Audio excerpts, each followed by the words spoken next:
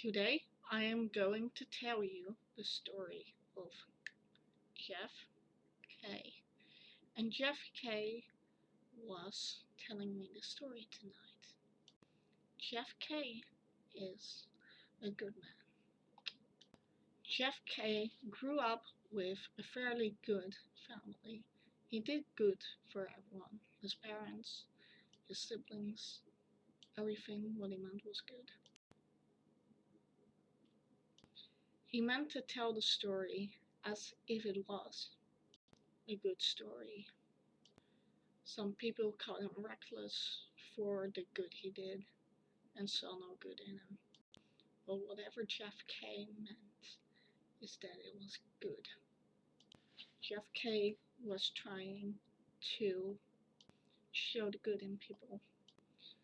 One time in the 1900s, he caught a thief.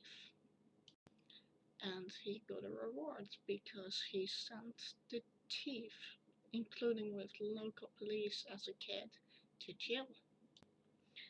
And all the backlash and everything that happened when Jeff.K. was 8 years old, or very young at the time, will be speculated, got down on the backlash went down. The backlash went so down that he actually got praise. Even the kids around him in the mental facility, which he got sent to because he kept talking about dogs the whole time. And there's nothing else he will talk over for. So Jeff.K. once had an argument with his mother. His mother told him, "You may do good for everyone else all the time, but do you think you will cut up in death someday in your life? What if you keep spending money on the ones that don't deserve it? What if you help someone that betrays you?" And Jeff.K. was like, "You can't make me. I'll always be a good man no matter what I do." So when Jeff.K. was 12 years old, he realized something. Karma is the pronunciation of this. Who does good meets good and meets God. So it was 1912 and Jeff.K.'s family was poor. They tried everything so far to make Jeff.K. a better person, but he wouldn't listen.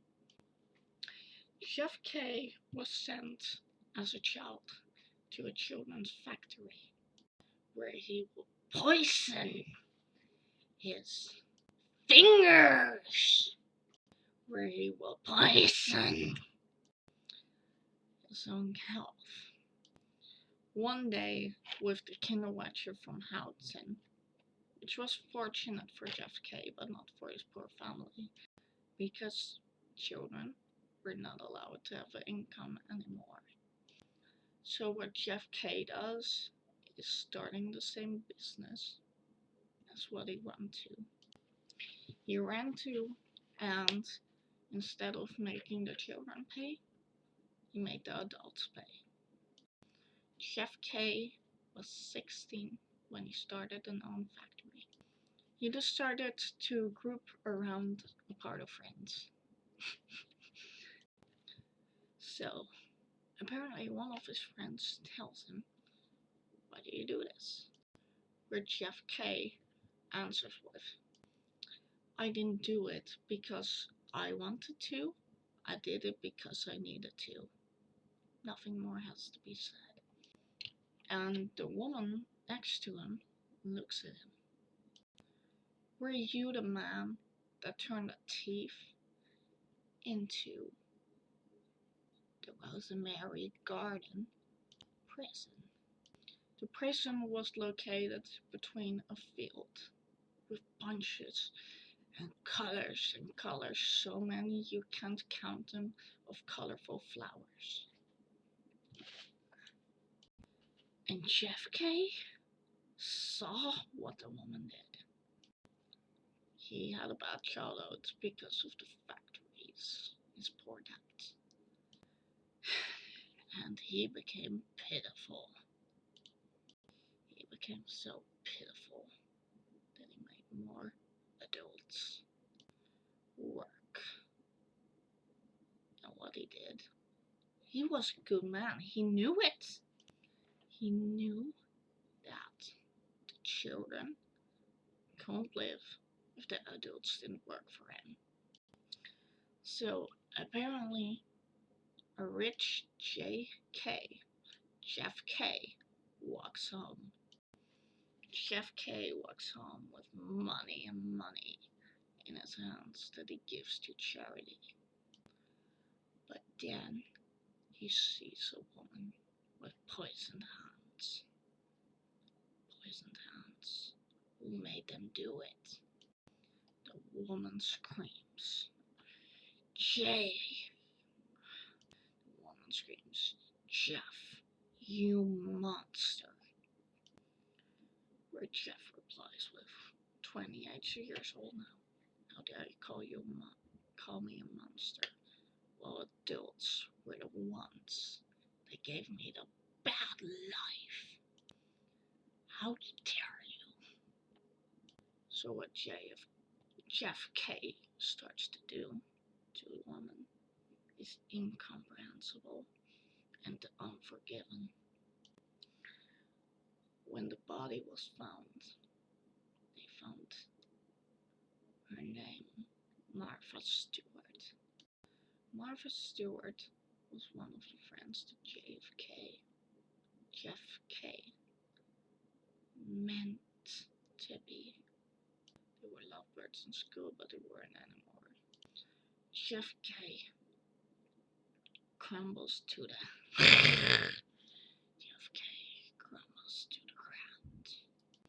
And he pounds and pounds. Don't take me away. I'm a good man that makes this country stable. Later, when Jeff.K is 45, he hears the news. This will be the place you die in, and you deserve it. What can we say? Shoot him because he's a killer. And Jeff.K is enraged. After all the good he has done for kids, he takes his last breath. You may kill me, but you'll never kill my soul. The end.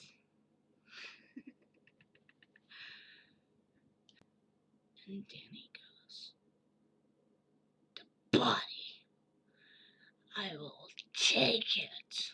I will find it, even though it's my last breath. You may take my body, you may take my soul, but you won't ever take my soul away from me.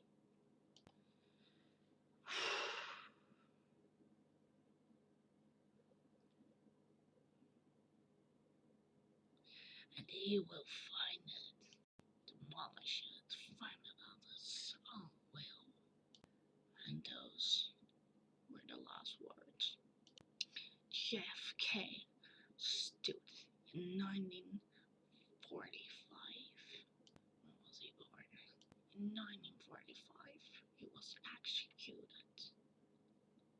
He was executed in 1935 because he was born in 1912,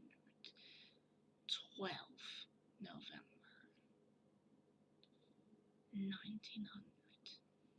And after all the good he did, and the parents, not the parents, but the adults will push them at the factory, how will you blame a man like that?